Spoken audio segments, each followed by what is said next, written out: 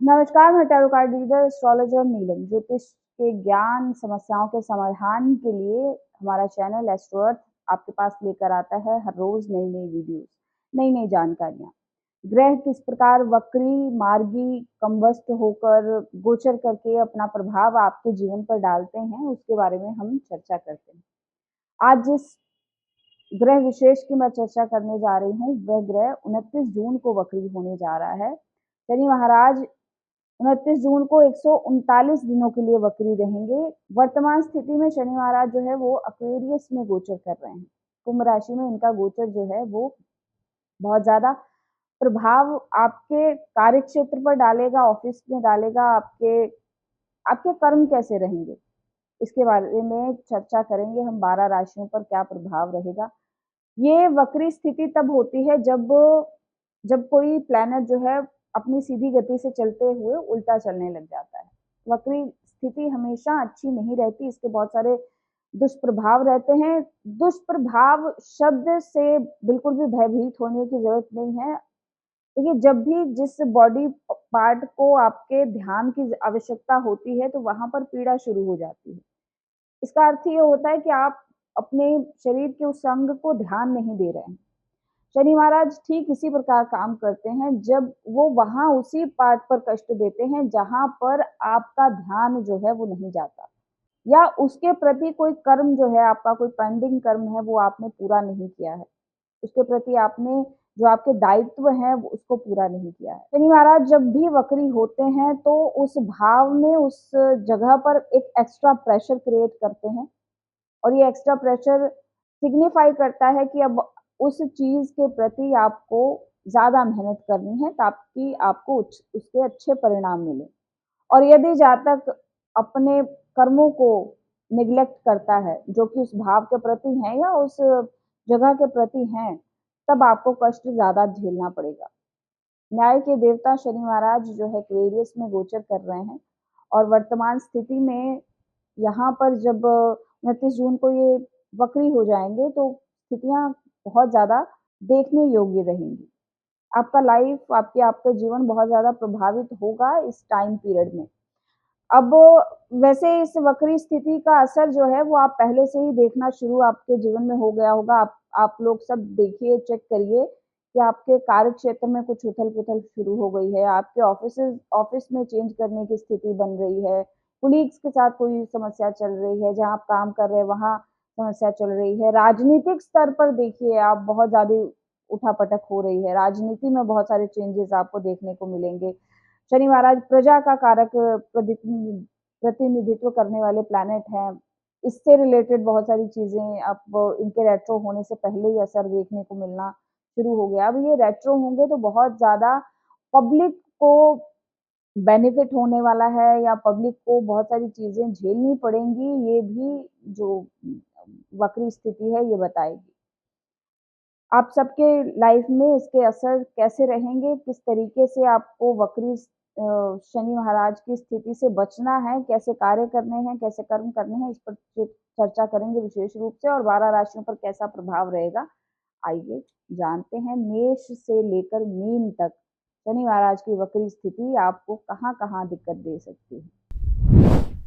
आइए अब चर्चा करते हैं वृषभ राशि वाले जातकों के लिए शनि महाराज का वक्री हो जाना क्या प्रभाव लेकर आएगा। शनि महाराज आपके दशम भाव में गोचर कर रहे हैं। एक्वेरियस का साइन जो है वो 10th हाउस में आ रहा है। 10th हाउस कर्म का भाव है। यहाँ पर एक्वेरियस राशि पड़ रही है, और यहाँ पर शनि महाराज वर्तमान स्थिति में गोचर करते हुए वक्री हो जाएंगे। अब ये वक्री स्थिति क्या प्रभाव लेकर आएगी, ये बहुत ज्यादा विचारणीय विषय है। दशम भाव जो है वो आपके कर्म को भी रिप्रेजेंट करता है। एक्वेरियस साइन है तो आपके कर्म जो है वो आपकी इच्छाओं से जुड़े होंगे। आपके कर्म जो है वो बहुत ज्यादा, आप अगर मान लीजिए कोई भी आप अपना काम करेंगे, निस्वार्थ कर्म जो है वो आप नहीं कर पाएंगे। बेसिकली इसका अर्थ यही है कि आपके जो काम है उसमें कोई ना कोई आपकी स्वयं की इच्छा, स्वयं का लोभ, स्वयं की लालच ज़रूर जुड़ी होती है। तो यहाँ पर अब शनि महाराज बैठकर वक्री हो रहे हैं, तो ये स्थिति ये बताता है कि आपके कर्मों में कहीं न कहीं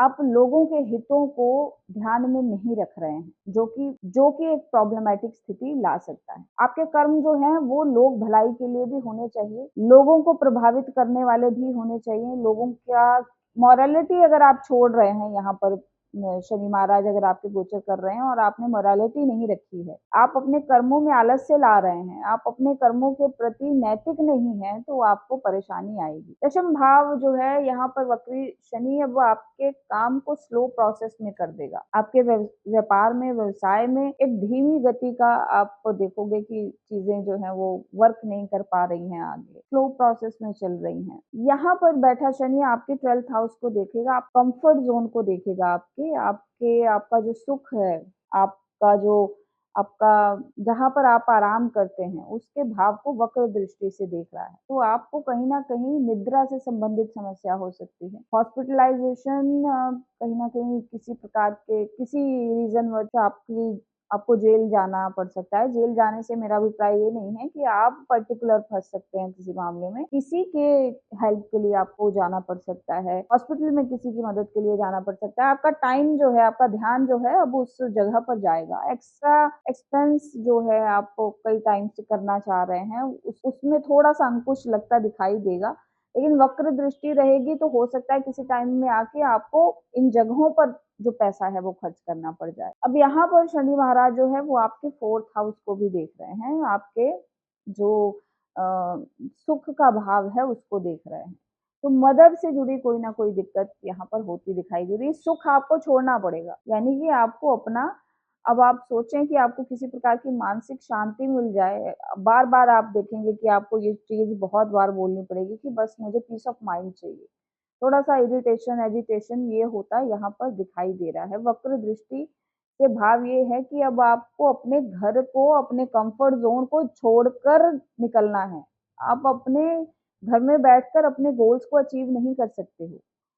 तो यहाँ पर माता की स्थिति थोड़ी-सी दिक्कत वाली हो सकती है, माता को थोड़ा-सा कष्ट हो सकता है, चंद्र की स्थिति अवश्य विचारणीय रहेगी। इसके साथ ही आप देखोगे कि 4th हाउस जो है वो ऑब्वियसली आपके ट्रांसपोर्टेशन का भी है, आपके वाहन का भी है।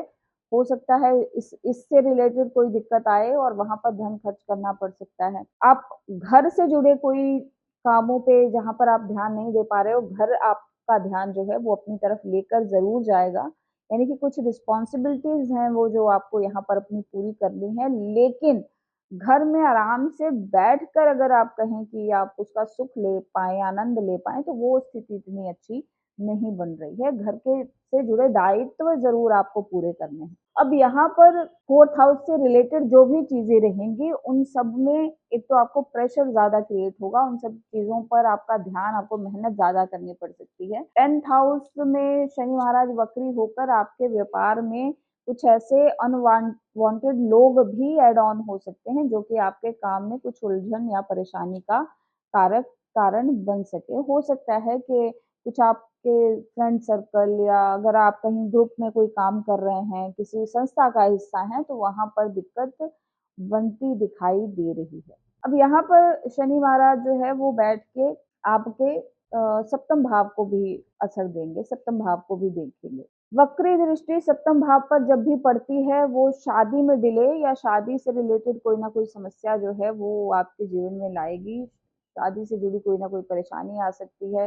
रिलेशनशिप में दूरियां बन सकती है, रिलेशनशिप में मिसअंडरस्टैंडिंग बन सकती है, क्योंकि एक्वेरियस का सैटर्न अगर देख रहा है तो राहु का असर ज़रूर उसमें ऐड ऑन है। तो कहीं न कहीं कुछ सीक्रेट्स जो हैं, उनका रिवील होना या सीक्रेट्स का बनना, कुछ गॉसिप्स होना, इसकी भी स्थिति जो है वो सप्तम भाव में बनती दिखाई दे रही है। पार्टनरशिप के लिहाज से इतनी अच्छी ये वक्री दृष्टि जो है वो नहीं रहेगी।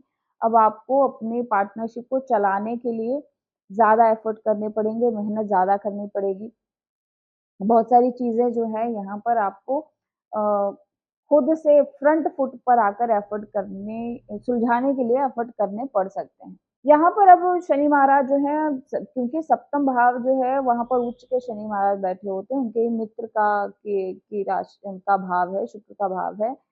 लेकिन शनि की दृष्टि जो है वो दशम दृष्टि यहाँ पर स्पाउस की तरफ आपका ध्यान कहीं न कहीं खींच रही है।